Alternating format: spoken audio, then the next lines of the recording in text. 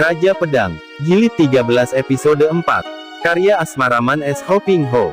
Ketika dia melihatnya ternyata bahwa yang tadi dilemparkan adalah seekor ular kecil berwarna kuning keemasan yang sekarang menggigit ibu jarinya dan tubuh ular itu membelit tangannya.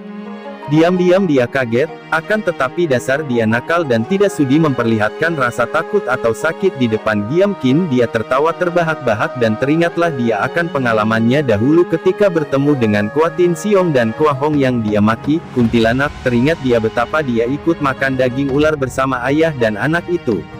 Sekarang, melihat tangannya dibelit ular kuning emas bersih, untuk menggoda Giam Qin, Beng San tanpa ragu-ragu lagi lalu, menggigit leher ular itu. Sekali gigit saja putuslah leher ular. Kau kira aku tidak berani memakannya? Hahaha. Beng San mentertawakan Giam Qin yang berdiri terlongong heran menyaksikan betapa bocah jembel itu benar-benar menggigit mati ularnya.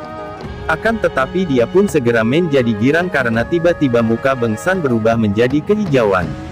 Beng San sendiri tidak tahu akan hal ini, hanya dia merasa betapa bekas gigitan ular itu amat panasnya maka otomatis tubuhnya mengerahkan daya yari kuat, sehingga membuat wajahnya yang putih berubah hijau. Hal ini disalahartikan oleh Giam Qin. Biarpun anak ini maklum bahwa siapa tergigit Kim Tok Choa itu, tentu akan mati dengan tubuh hangus kemerahan seperti terbakar, namun dia anggap bahwa tanda kehijauan pada wajah anak jembel itu cukup membuktikan bahwa racun ularnya telah menjalar di tubuh anak aneh itu. Hai, kau sudah mau mampus masih banyak tingkah. Biarlah aku mempercepat kematianmu. Setelah berkata demikian, Giam Qin menggenjot kedua kakinya dan tubuhnya meloncat ke atas genteng. Suling ular di tangannya bergerak menyerang ke arah Beng San, memukul kepalanya.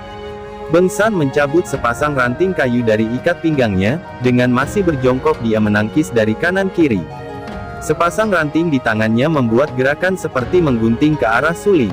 Krak, suling di tangan Giam Qin patah menjadi dua dan tubuh anak ini terlempar kembali ke bawah. Tanpa disadari, dalam kegemasannya ketika menangkis tadi Beng San menggunakan dua macam tenaga pada sepasang rantingnya, dengan pergerakan gabungan dari Im Sin Kiam dan Yang Sin Kiam. Jangankan baru suling di tangan seorang anak seperti Giam Qin, andai kata yang menyerangnya tadi seorang ahli silat yang menggunakan pedang atau toya, kiranya akan patah juga. Jembel busuk, pengemis bau, kau mematahkan sulingku. Awas kau, suhu, suling ticu patah. Giam Qin lari sambil menangis. Karena dimaki-maki Beng San menjadi marah.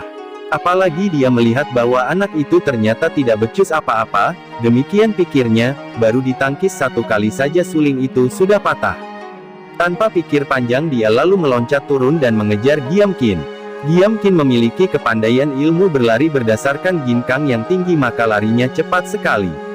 Beng San yang belum pernah mempelajari ilmu berlari cepat, akan tetapi karena di luar kesadarannya dia telah diterpati tenaga Im dan Yang, tenaga yang amat besar mujizat, maka otomatis dia memiliki keringanan tubuh dan larinya pun cepat sekali.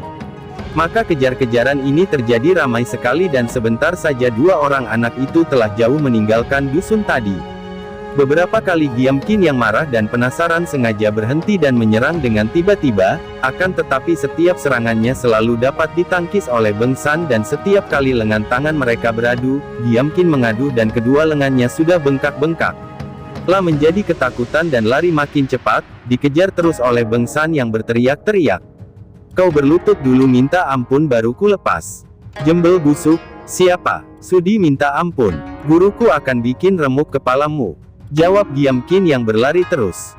Sampai 25 mereka berkejaran, akhirnya Giam Qin tidak kuat lagi dan dia kena dipegang pundaknya oleh Beng San dari belakang. Hendak lari kemana engkau, siluman ular? Giam Qin melawan dan memukul, akan tetapi pukulannya ditangkis dan Beng San menamparkan pipinya. Plak, Giam Qin roboh terguling, merasa betapa tamparan itu membuat matanya berkunang dan kepalanya pening. Hayo kau minta ampun dan berjanji lain kali tidak akan bermain-main dengan ular-ular jahat. Bentak Beng San sambil bertolak pinggang. Tidak sudi, kau memang layak dipukul. Beng San marah dan memukuli kepala dan badan Giam Qin. Anak itu menjerit-jerit dan menangis. Suhu, tolong, suhu, tolong. Tiba-tiba dia mengeluarkan suara bersuit nyaring sekali. Beng San tidak peduli dan memukuli terus. Kau siluman kejam, dengan ular-ularmu kau telah membunuh banyak orang. Lekas berjanji takkan main-main lagi dengan ular, atau kupukul kepalamu sampai remuk. Beng San membentak-bentaknya. Heh, bocah kasar, jangan main pukul pada muridku. Suara ini terdengar dari tempat jauh. Beng San menengok ke kanan kiri tapi tidak melihat orangnya yang berbicara. Setan, pikirnya, bocah siluman ular gurunya juga iblis dan setan. Tapi dia tidak takut dan hendak memukul pula. Angin bertiup di belakangnya dan ketika Beng San menoleh, tahu-tahu di situ telah berdiri seorang laki-laki berusia 50 tahun lebih. Laki-laki ini tubuhnya sedang saja, pakaiannya terlampau besar sehingga nampak lucu. Apalagi lengan bajunya amat panjang menutupi kedua tangannya. Mukanya nampak sabar, alisnya tebal dan sepasang matanya tajam. Beng San yang menduga bahwa orang ini tentulah guru lawannya, segera melangkah maju dan memukul. Tapi orang itu menggerakkan lengan kirinya dan tahu-tahu kedua tangan Beng San sudah terlibat ujung lengan, seperti dibelenggu tak dapat terlepas pula. Kakek yang luar biasa ini adalah seorang sakti, seorang di antara beberapa tokoh yang dianggap merajai dunia persilatan, disebut orang Xiao Ongqui, Raja Iblis Kecil.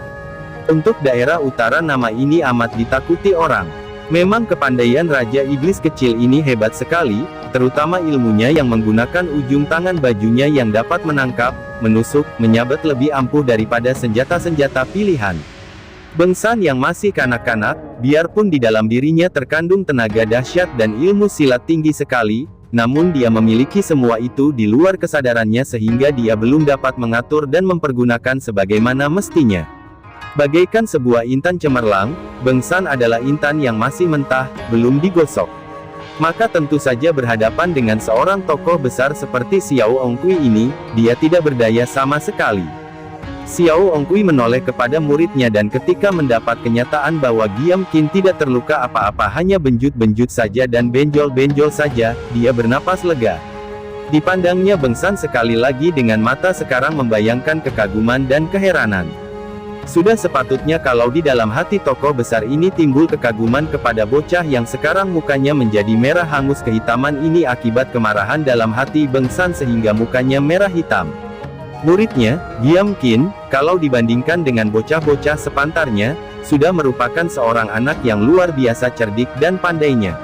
Apalagi sudah memiliki ilmu kepandaian yang amat tinggi kalau dibandingkan dengan anak-anak sepantarnya. Mengapa sekarang Giam Qin kalah dan dipukuli oleh bocah muka hitam ini? Kau siapa? Tanyanya tanpa melepaskan ujung tangan baju yang mengikat dua pergelangan tangan Beng San. Akan tetapi ikatan itu tidak terlalu erat sehingga Beng San juga tidak mengalami rasa sakit. Hanya bocah ini amat marah saja.